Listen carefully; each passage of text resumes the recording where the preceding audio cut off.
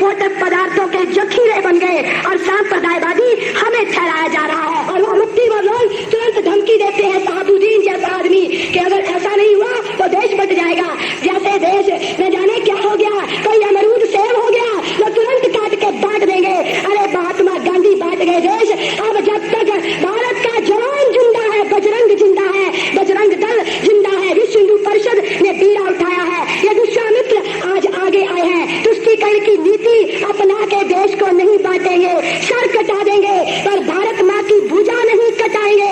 ये हम लोगों ने प्रण किया है। और तुम लोग शहाबुद्दीनों जैसों को समझाओ, ये तुष्टीकरण की नीतियों ने पैदा किए हैं बुखारी, सुलेमान और ये शहाबुद्दीन। लोग कहते हैं शहाबुद्दीन से बातचीत करो। हमने कहा बातचीत और शहाबुद्दीन से? अरे भाई तुम नहीं जानते, ठपकियों से प्यार की दुर्भावना सोती नहीं और क्रूरता आंसू की लहरों में कभी खोती नहीं।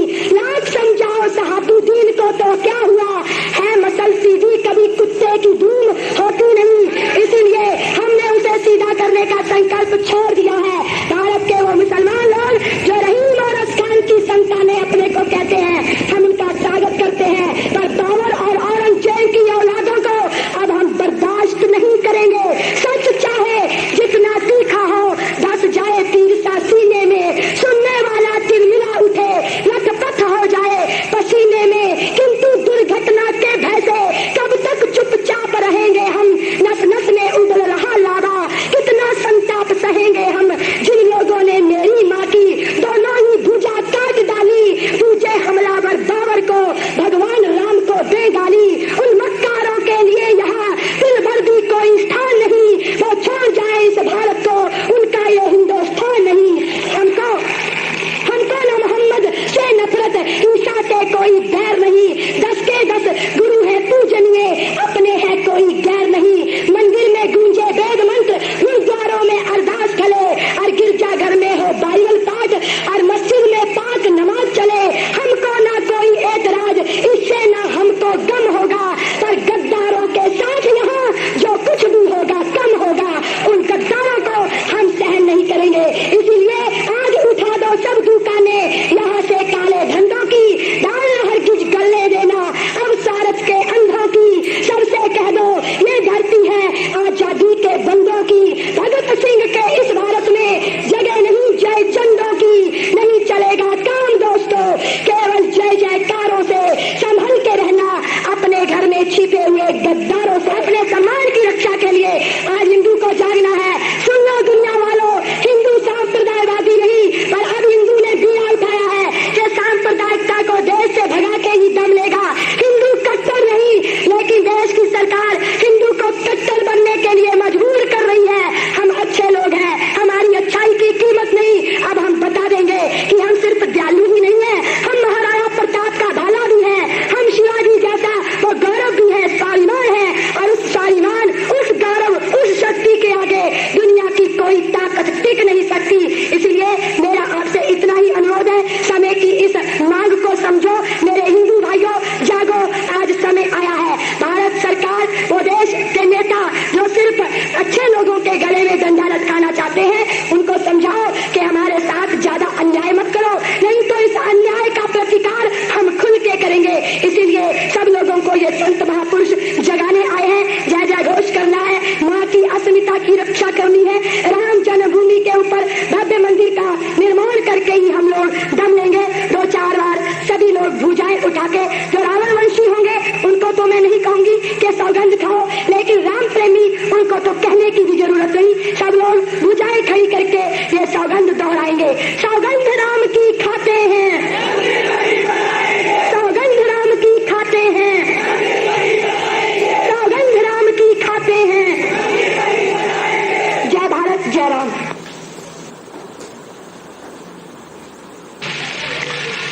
श्री राम जन्मभूमि समस्या केवल 500 गज या 1000 गज जमीन के टुकड़े की नहीं, क्योंकि अगर यह समस्या 500 गज या 1000 गज जमीन के टुकड़े की होती तो हिंदू सदा से उदार रहा है, ये भूमि का टुकड़ा छोड़ दिया गया होता। यह समस्या केवल मंदिर की भी समस्या नहीं, क्योंकि मंदिर अनेक हो सकते हैं इस देश के अंदर। मंदिर अनेक हो सकते हैं आपके जगाधरी में और नगरों में, बल्कि प्रत्येक ग्राम में, लेकिन जन्मभूमि अनेक नहीं हो सकती। जन्मभूमि एक होती है और हमारे शास्त्रों ने महिमा गाई, जननी जन्मेश्च स्वर्गादपि गृह्यति। श्री राम जन्मभूमि हमारी भावनाओं का प्रश्न है। श्री राम जन्मभूमि हमारी गौरव गरिमा का प्रश्न है। श्री राम जन्मभूमि हमारी अस्मिता का प्रश्न है। श्री राम जन्मभूमि हमारी आस्थाओं का प्रश्न है। और हम बता देना चाहते हैं इस देश की बहरी सरकार को कि हमारी आस्थाओं के साथ, हमारी भावनाओं के साथ, हमारी गौरव गरिमा के साथ खिलवाड़ अब इस देश का हिंदू समाज सहन कभी नहीं करेगा। सरकार को कान खोलकर सुन लेना चाहिए। और यहां मैं ये भी निवेदन करूंगा कि अगर, क्योंकि प्रायः ऐसी सभाओं में हर समय सीआईडी के लोग कॉपी और पेन हाथ में लेकर कुछ नोट करने में लगे रहते हैं, मैं निवेदन करूंगा उनसे भी कि जो भी बातें हैं खुलेआम लिखकर भेज सकते हैं वीपी सिंह के पास। बल्कि हम तो ये कहते हैं कि ये सीआईडी वालों का हम धन्यवाद करते हैं जो हमारे काम में सहयोग दे रहे हैं। हो सकता है वैसे ये बात उनके कानों तक पहुंचे या न पहुंचे, सीआईडी वाले ये बात उनके कानों तक पहुंचा सके, हम उनके धन्यवादी रहेंगे। और वो बात सर्वप्रथम ये कि वीपी सिंह अगर अपनी कुर्सी चाहता है, अगर उसको कुर्सी के साथ मोह है, तो वो आगे बढ़े और 30 अक्टूबर को सबसे पहले जाकर जो मंदिर निर्माण का कार्य प्रारंभ होना है उसमें सबसे पहले सहयोग दे। और अगर वीपी सिंह ऐसा नहीं कर सकता, अगर वो बाधा पहुंचाने का प्रयास करता है, तो वीपी सिंह को इस देश के संत समाज की खुली चेतावनी कि वीपी सिंह की सरकार, जैसे कांग्रेस सरकार ने बाधा पहुंचाई राम मंदिर के निर्माण में, राम शिलान्यास में, अगर वीपी सिंह की सरकार मंदिर निर्माण में बाधा पहुंचाएगी तो ये वीपी सिंह की सरकार नहीं रह सकेगी कुर्सी पर। 31 अक्टूबर एक तरफ जहां इंदिरा गांधी की अंतिम तिथि मनाई जाती है, ऐसा न हो कि इस देश में इसके बाद 2 अंतिम तिथियां मनाई जाएं, एक अंतिम तिथि इंदिरा गांधी की और दूसरी अंतिम तिथि वीपी सिंह की सरकार की। मुलायम सिंह जो बार बार चेतावनियां देकर, हम समझते हैं कि हिंदू समाज की भावनाओं को और जागृत करने में अग्नि में जैसे घी डाला जाए तो अग्नि मेरे भाइयों बुझती नहीं, अग्नि और प्रज्वलित होती है। मुलायम सिंह ये गीत और फपकियां देकर, ये चेतावनियां देकर निश्चित रूप से हमारी भावनाओं को और भड़का रहा है। हमें संगठन की भाषा पढ़ने के लिए, हमें भक्ति के साथ शक्ति के गीत गाने के लिए, शांति के साथ क्रांति के नारे लगाने के लिए ये मुलायम सिंह मजबूर कर रहा है। मुलायम सिंह एक और ये कहता है, कल के समाचार पत्रों में वक्तव्य था मुलायम सिंह का, आप सबने शायद पढ़ा होगा। मुलायम सिंह एक और ये लिखता है कि हम मंदिर निर्माण के विषय में या धर्म के आधार पर खून खराबा नहीं सहन करेंगे। और दूसरी तरफ आगे ये कहता है कि भले ही हमें खून खराबा करना पड़े, धर्म के आधार पर खून खराबा सहन नहीं करेंगे, भले ही हमें खून खराबा करना पड़े। कितना विरोधाभास है वक्तव्य के अंदर। और वैसे तो मेरे भाइयों विरोधाभास उसके नाम के अंदर ही है। मुलायम सिंह नाम है उसका, एक तरफ मुलायम और एक तरफ सिंह, क्योंकि जो सिंह होगा वो मुलायम नहीं हो सकता और जो मुलायम होगा वो सिंह नहीं हो सकता। नाम नहीं उसके विरोधाभास है और इसीलिए वो विरोधाभास भरे वक्तव्य देकर हमारी भावनाओं को और भड़काना चाहता है। और वैसे मुलायम सिंह का अगर संधि छेद करके देखा जाए, मुल्ला आयम सिंह, मुल्ला जमा आयम सिंह, मुल्ला के रूप में जो आया हुआ है इस भारत के अंदर, मुल्ला आयम सिंह वो मुलायम सिंह, क्योंकि उसे हिंदुत्व के साथ प्यार नहीं है, उसे राम मंदिर के साथ प्यार नहीं है। एक तरफ वो सांप्रदायिकता के टोंग रखता है, एक तरफ वो ये घोषणाएं करता है कि हम संतों को गिरफ्तार कर लेंगे, और दूसरी तरफ मुलायम सिंह जरा अपने मंत्री पद को और निहार कर देख, तेरे ही मंत्री पद के अंदर आजम खान, जिसने भारत माता को डैन कहकर पुकारा, जिसने गंगा मैया को चुड़ैल कहकर पुकारा, और जिसने नौचंदी के मेले में भरी सभा में ये शब्द कहे कि जो बाबरी मस्जिद की ओर आंख उठाकर देखेगा उसकी आंख फोड़ दी जाएगी। वो आजम खान आज भी कलंक बना हुआ है मुलायम सिंह के मंत्री पद पर। और अगर हमारे संत उठते हैं हिंदुत्व की भाषा लेकर, संगठन की भाषा लेकर, धर्म की भाषा लेकर, राम राज्य के सिद्धांत को आगे करके, तो उस समय मुलायम सिंह ये कहता है कि राम राज्य की बात करने वाले, ये हिंदू राष्ट्र की बात करने वाले 7 जन्म तक भी अपना संकल्प पूरा नहीं कर सकते।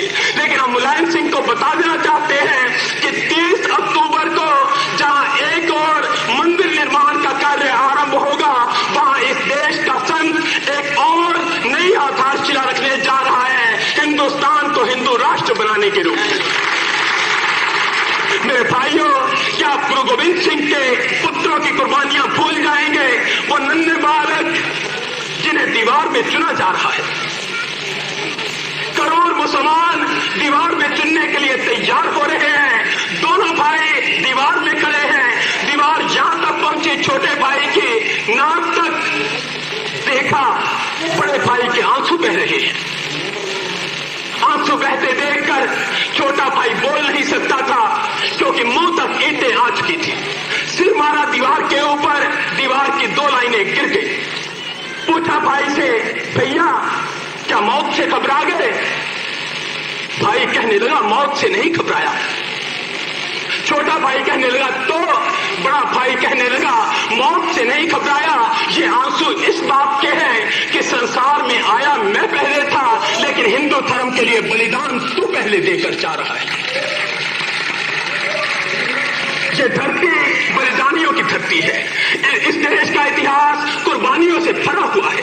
गुरु गोविंद सिंह की वो सिंह गर्जना, जगह धर्म हिंदू सकल फंड भाजे, आप सबको याद रखनी होगी। मैं निवेदन करूंगा, आह्वान करूंगा अपने सरदार भाइयों का भी कि वो चंद सिरफिरे नवयुवकों की गुमराह करने वाली भावनाओं के अधीन न होकर गुरु गोविंद सिंह की भावनाएं पहचाने, गुरु तेग बहादुर की भावनाएं पहचाने, गुरु अंगद देव की भावनाएं पहचाने, जिन्होंने सिर कटवा लिया लेकिन धर्म नहीं छोड़ा, जिन्होंने गर्म कढ़ाई के ऊपर बैठना स्वीकार कर लिया लेकिन धर्म नहीं छोड़ा, जिनके ऊपर गर्म रेत डाली गई लेकिन धर्म नहीं छोड़ा। आज जगाधरी निवासी मेरे युवा भाइयों, पुनः हमारा धर्म हमें पुकार कर कह रहा है, भगवान राम के वो शब्द सामने लाने के लिए, अस्थि समूह देख रघुराया, पूछा मुनि लागी अति दाया। और जब ऋषियों ने बताया, निश्चर निकर सकल मुनि खाए, सुनि रघुवीर नैन जल छाए। तो इन्हीं शब्दों के साथ मैं आप सबका आह्वान करते हुए कि 30 अक्टूबर जबकि मंदिर का निर्माण कर रहे हैं तो अवश्य होगा ही होगा, आप सब सहयोग दो। संत आपके मध्य में आए हैं ये आह्वान लेकर कि आप हमें सहयोग दो, हम आपको राम जन्मभूमि देंगे।